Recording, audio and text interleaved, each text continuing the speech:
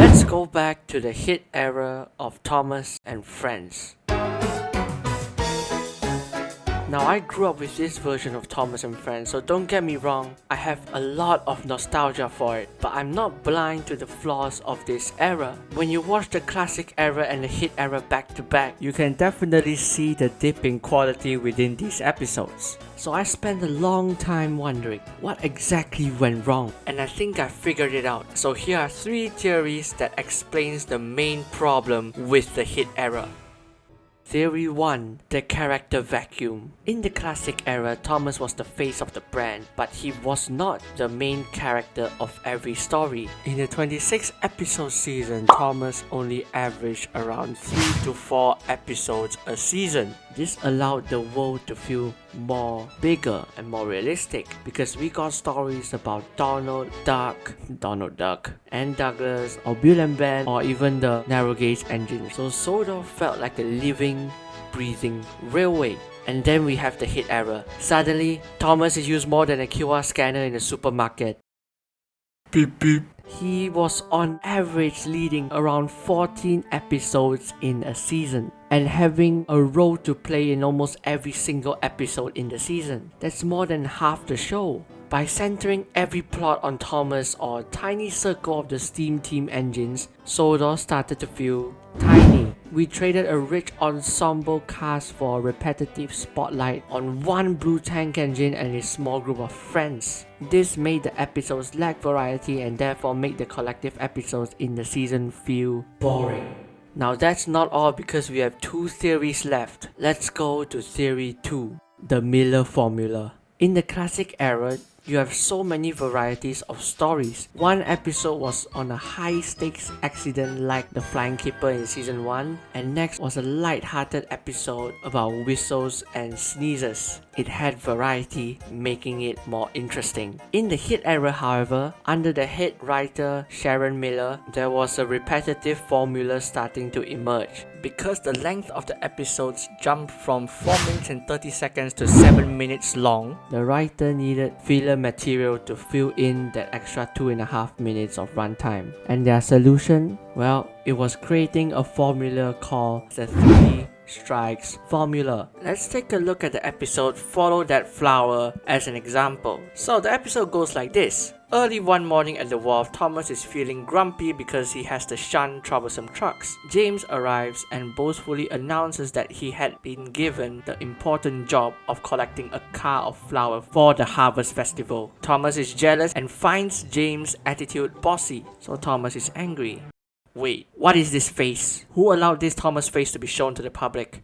What? When James asked Thomas to shun the flower car for him, Thomas was in such a hurry to get back to his own work that he biffs the car very hard and the flour starts leaking. And here comes the 3 strikes formula. Strike 1. Carelessness with the cargo. As Thomas pulls away, the trail of flour begins leaking out the loose door. James sees the leak and tries to whistle to Thomas to stop, but Thomas is too far away and thinks James is just playing the game. I do not know what was going on in his mind, but sure. Strike 2. Finding another place to hide. Thomas chuffed and went to hide in what looked like a shed, still not knowing flour was pouring out of his truck. The result? Thomas hears James coming and wonders, how does he know where he is? He is so focused on winning the game now of hide and seek that he completely ignores James' warnings, continuing to leave trails of wasted flour behind him. And here comes strike 3. Thomas finds out he screwed up.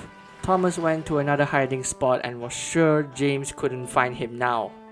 Wait, you can literally see the flower right here. It's literally beside him. Are you expecting me to believe that Thomas cannot see this trail of flower behind him? Is this guy hollow in the head? The result, James finds him and tells him what he did wrong, and Thomas finds out he screwed up big time. So he asks James to help him fix what he did, and the 1 truck of flour at the end got delivered and everyone is happy. Doesn't matter about the whole cost of that truck of flour lost. Nope. Probably got paid off by the TV money made from these episodes. So all good here. So Topham Hatt does not need to know my days. This was one of the better episodes of this season as well. It's just ridiculous. And this formula was used over and over again. So the episodes felt like same but different. And it's exhausting. By prioritizing an efficient way to churn out longer episodes, they sacrificed the soul of the storytelling that was so present during the golden years of Thomas and Friends. The essence of Thomas was mainly still there, but the uniqueness of the show was gone. Now I'm gonna move to this last theory, which I think isn't talked about much, and it's called the set syndrome, or we can just call it the set theory. Now in the classic era, every location was unique. Just look at these sets in the classic era.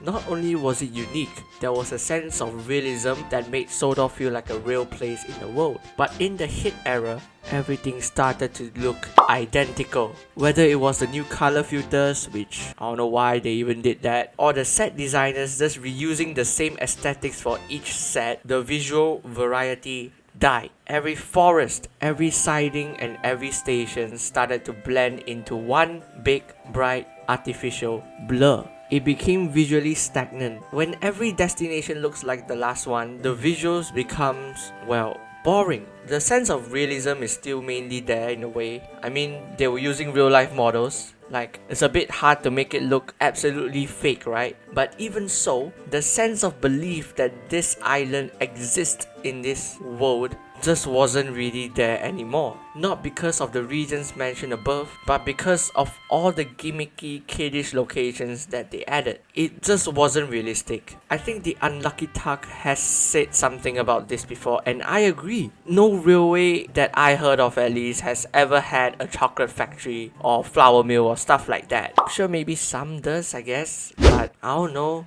But yeah, overall, all of these made the hit era boring. Now don't leave yet, because I want to end on a positive note today. Although there's a lot of negative things about the hit era, there are a lot of positives in this era as well. Especially after seeing the most recent few seasons of Thomas and Friends. Let's catch that dragon!